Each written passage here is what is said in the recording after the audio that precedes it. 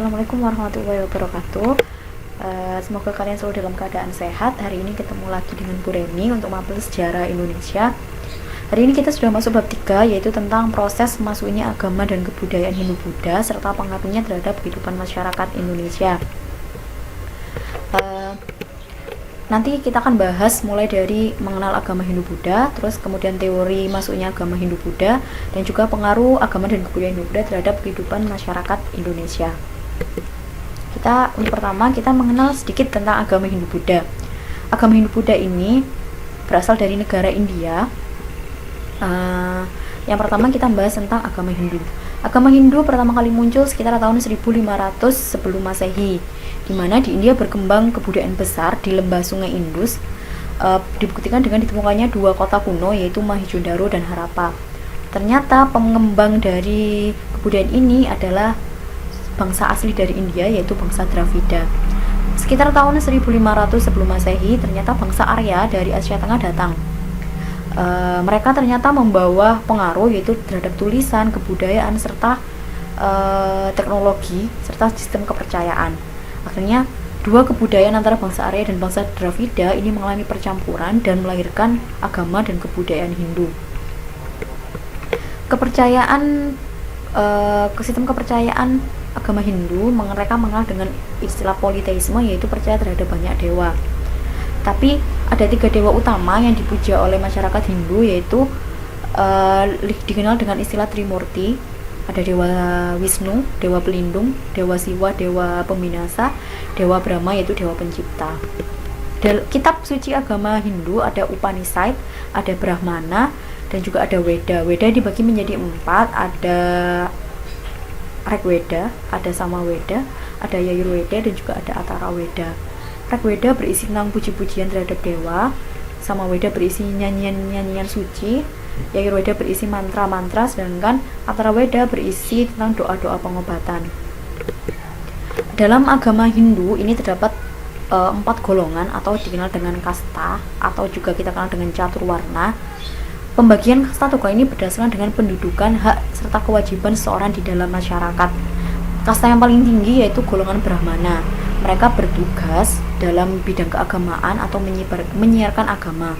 Jadi yang termasuk dalam kasta ini adalah para pendeta. Di bawahnya ada kasta ksatria. Ini mereka bertugas dalam bidang pemerintahan serta mempertahankan negara. Jadi kasta ksatria isinya adalah para prajurit, bangsawan, dan juga raja. Di bawahnya lagi ada kasta waisya, yaitu yang isinya adalah para pedagang. Di bawah kasta paling bawah ada kasta sudra, yang isinya adalah pelayan, petani, dan juga buruh kecil. Bahkan ada satu golongan yang tidak masuk di dalam kasta, yaitu dikenal dengan golongan paria, yang isinya adalah gelandangan dan juga pengemis. Tujuannya apa? Pembentukan kasta ini adalah untuk memurnikan ras bangsa Arya, karena mereka beranggapan bahwa ras mereka adalah paling baik daripada bangsa Dravida. Jadi mereka nggak mau bercampur. Akhirnya mereka membentuk yang namanya sistem kasta. Kemudian kita mengenal agama Buddha, yaitu agama ini muncul pertama kali tahun 500 sebelum Masehi. Buddha sendiri memiliki arti mencapai pencerahan sejati. Kalau kita bahas agama Buddha, ini kemunculannya tidak terlepas dari tokoh, yaitu yang bernama Siddhartha Gautama. Di dalam agama Buddha ada kitabnya, yaitu Tripitaka, yang artinya 3 keranjang. Ada Vinaya Pitaka, ada Sutta Pitaka, dan juga ada Abhidharma Pitaka.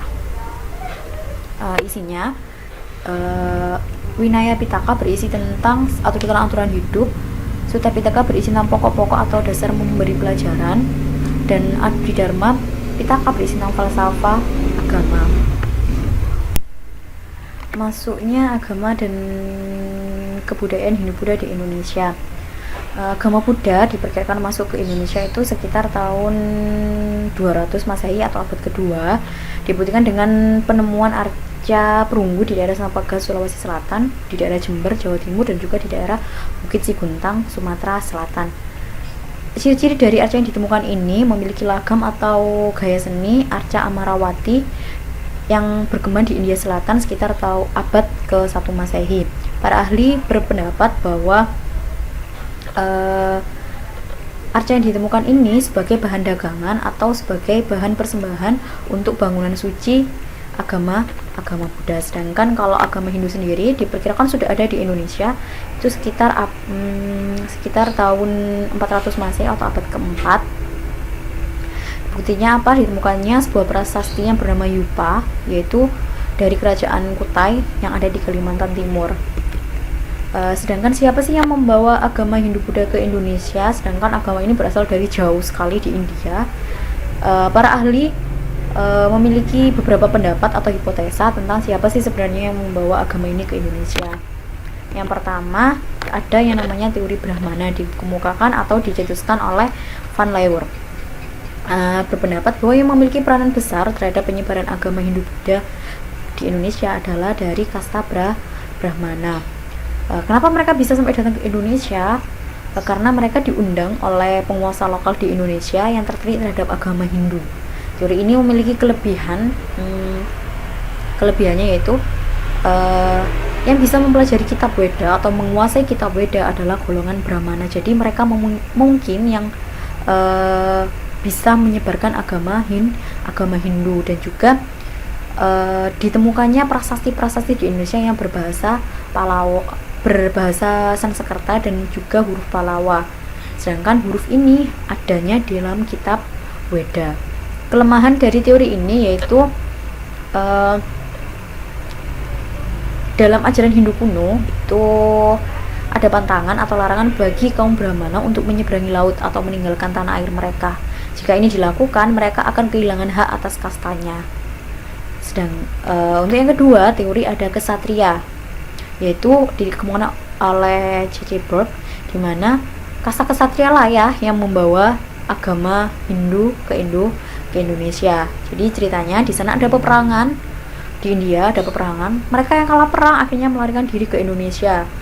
Akhirnya sampai di Indonesia mereka membentuk koloni baru.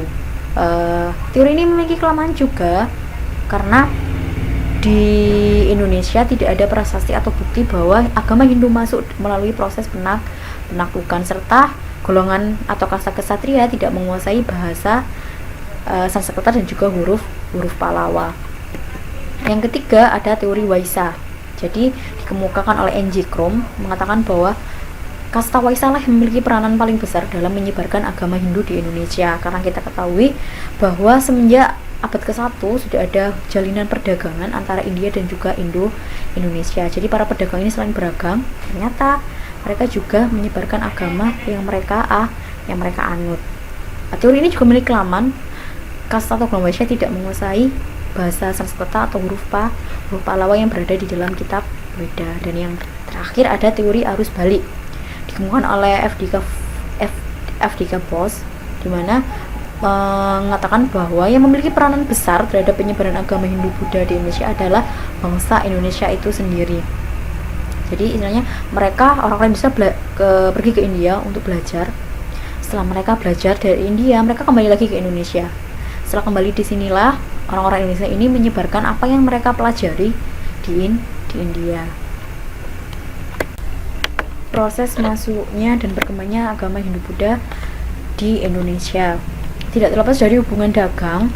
Pada awal Masehi, Nusantara telah menjalin hubungan dengan India. Sebagai akibat dari hubungan dagang ini timbullah percampuran kebudayaan antara kebudayaan India yaitu Hindu Buddha dan juga kebudayaan Indonesia. Sumber-sumber pendukung atau buktinya bahwa agama Hindu Buddha sudah mulai masuk ke Indonesia itu dibuktikan dengan sumber ekstern dan juga sumber intern. Sumber ekstern itu berasal dari luar. Ada sumber dari India, ada sumber dari Cina, dan juga ada sumber dari Yunani. Sumber dari India ada dalam kitab Jataka dan juga Ramayana. Di dalam kitab Jataka disebutkan Swarna Bumi, Pulau Emas. Untuk mencapai Swarna Bumi harus dilewati dengan bahaya. Swarna Bumi ini adalah Pulau Sumatera. Sedangkan dalam kitab Ramayana disebutkan kata Jawa Dipa, Pulau Padi, dan juga Swarna Bumi, Pulau Emas. Jawa Dipa diduga sebagai Pulau Jawa dan Swarna Bumi diduga sebagai Pulau Sumatera. Sedangkan dalam sumber dari Cina, perjalanan seorang pendeta Buddha yaitu Fahin yang melakukan perjalanan ke Yapoti, yaitu sebuah kerajaan yang kita kenal nanti adalah kerajaan Tarumanegara. Sedangkan dalam sumber dari Yunani itu ada buku Geographicae yang dikarang oleh Claudius Paterculus.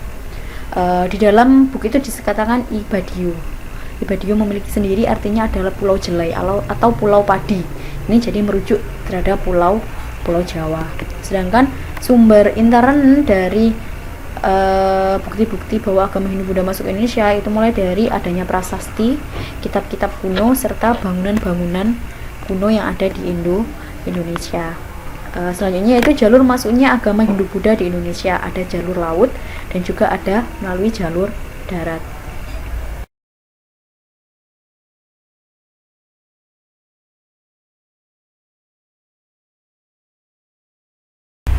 Tadi materi dari Bu Reni. Semoga apa yang kita pelajari hari ini bermanfaat dan semoga kalian tetap dalam keadaan sehat, semangat belajar dan juga tetap semangat. Bu Reni akhiri, assalamualaikum warahmatullahi wabarakatuh.